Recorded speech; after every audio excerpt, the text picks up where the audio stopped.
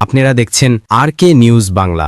জাতীয় নির্বাচনের আগে গণভোট না হলে এর কোনো মূল্য নেই বলে মন্তব্য করেছেন জামায়াতে ইসলামীর আমির ড শফিকুর রহমান। তিনি যুক্তরাষ্ট্র সফর শেষে বাংলাদেশে ফেরার পথে লন্ডনে যাত্রাবিরতির সময় সাংবাদিকদের সাথে মতবিনিময় করেন। এ সময় তিনি বলেন, তফসিল ঘোষণার আগে ইশতেহার প্রকাশ করবে না তার দল এবং সংসদ নির্বাচনের আগে গণভোটের বিষয়ে তারা অড়ার অবস্থানে আছেন। ড শফিকুর রহমান দুর্নীতির বিরুদ্ধে আপোষহীন যুদ্ধ চলবে বলেও ঘোষণা দেন। অন্যদিকে জামায়াতের নায়েবে আমির ড সৈয়দ আবদুল্লাহ মোহাম্মদ তাহের এক ভিডিও বার্তায় বলেন, সনদ বাস্তবায়ন নিয়ে বিএনপি অনাকাঙ্ক্ষিত পরিস্থিতি সৃষ্টি করেছে। তিনি আরও মন্তব্য করেন, নির্বাচনের ঠিক আগে এমন রাজনৈতিক অনিশ্চয়তা তৈরি করা ফেব্রুয়ারি নির্বাচন অনুষ্ঠান প্রক্রিয়াকে বাধাগ্রস্ত করছে। জামায়াতের অন্য একজন নায়েবে আমির অধ্যাপক মতিউর রহমান PR ও নির্বাচন নিয়ে ষড়যন্ত্র চলছে বলে অভিযোগ করেন এবং ব্যক্তি নয় দলের ভিত্তিতে নির্বাচন চান।